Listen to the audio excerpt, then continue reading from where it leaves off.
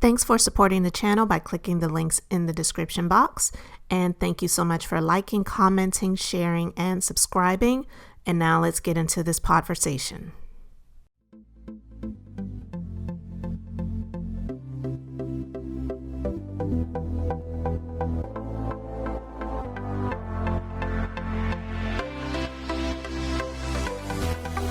What's up, guys? Welcome back to the Being Beautifully Honest channel and for another podversation. Now, everybody is talking about this snippet of Kirk Franklin cussing out the holy hell out of his son that a lot of us didn't even really know about. And his son's name is Carry-On, who is 33 years old, by the way. But a lot of people are talking about it, so we're going to talk about it too.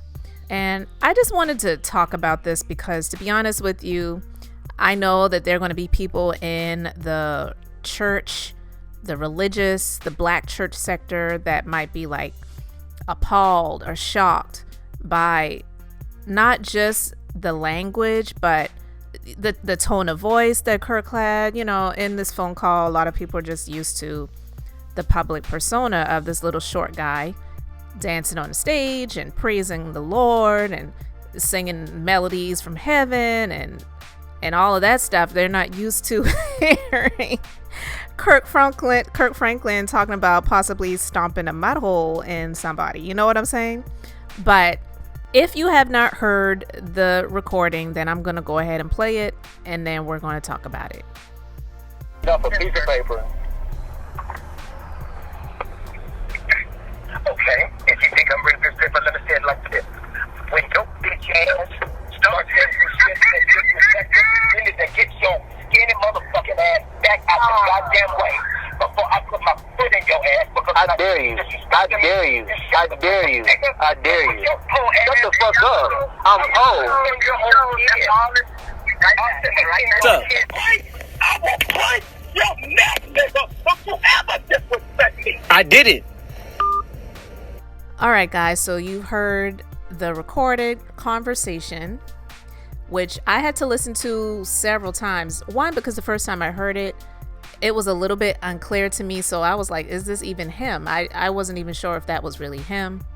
And then he did an apology on his Instagram account where, to be honest, he wasn't apologizing to his son. He was apologizing to those who may feel let down or disappointed by his actions. But here's the thing.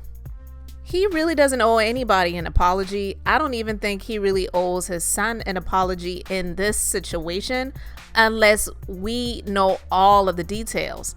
And that's the thing. His son did not release the entire conversation. He chose to put out to the public what he chose to put out to the public. And we already know how it is with a lot of these kids, especially when they get to a certain age. Listen, his son is 33 years old. So we're talking about a man talking to another man. Kirk Franklin was not cussing his little 3-year-old, 15-year-old, or even 21-year-old out. This is a 33-year-old man. And no, we don't know the dynamics of their relationship. We don't. But it isn't any of our business. Kirk Franklin did not put this out there. His son chose to put it out there. And the thing about him putting it out there was the fact that he said he wanted to expose how he has this toxic relationship with his father. But that it still isn't any of our business. And I'm not saying that people should be worshiping or praising Kirk Franklin and just on his side. I'm not on either side because, again, it just didn't have anything to do with any of us, and Carry-On chose to put this out here. So he put that recording out there, and then he says, this is why I'm done. No father should speak to their children like this. If I have any issues, it's because of this type of treatment that I deal with behind closed doors, hanging up in my face, no apology, no compassion, no effort. Stop telling me to go home to my family. I don't even know where they live. I don't think I'll ever trust my father to be alone around him ever again. I didn't want to do this. I probably won't release the entire recording because it's too embarrassing that I'm even dealing with this. No matter what people think, I pray my dad deals with his deep hatred towards me. I don't feel safe around him at all. This recording is recent. It is not from 2018, just to clarify. I'm going to learn from these experiences, live my life in peace, and make beautiful art.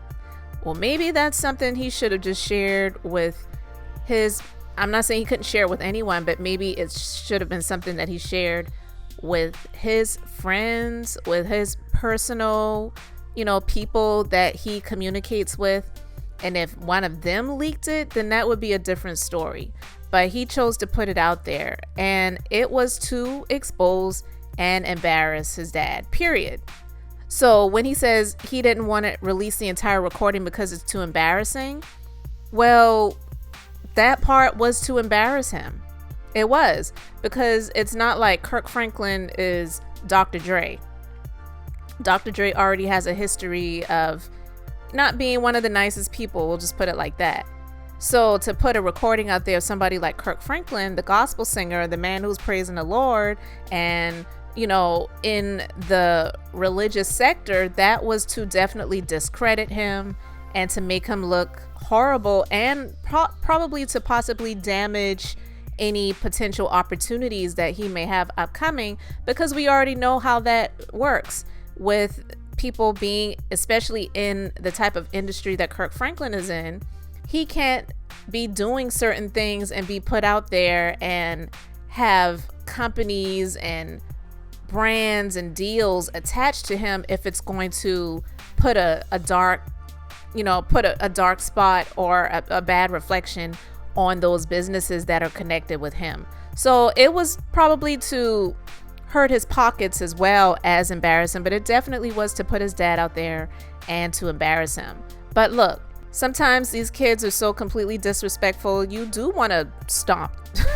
Like Kirk Franklin said in the song, he said, every time I think about your goodness, it makes me want to stomp. But apparently with this situation, every time his son disrespects him, it makes him want to stomp another what in his behind. So I just don't think that we need to judge him. And I'm not even judging his son.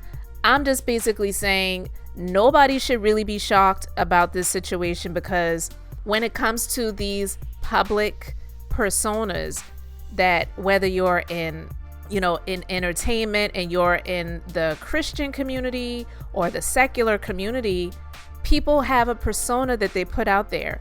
And I'm not saying every single person is fake, but it's a persona.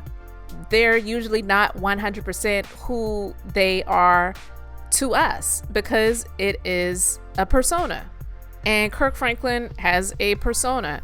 We don't know him personally. And so he might be cussing like a sailor around the house all the time. And I'm not even judging that either, because it's his life to live.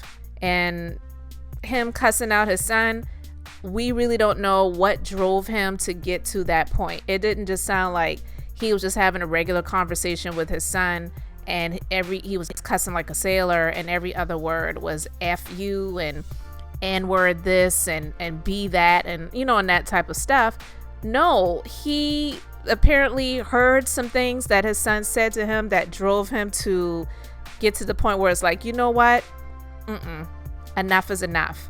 So if Carry On played that portion, maybe it might give him a little bit more credence and credibility, but he didn't play the entirety of the audio. And not only did he not play the entirety of it, he only played the portion where Kirk Franklin was wilding out. He didn't play any portion where we heard what he said that, Kirk Franklin responded to.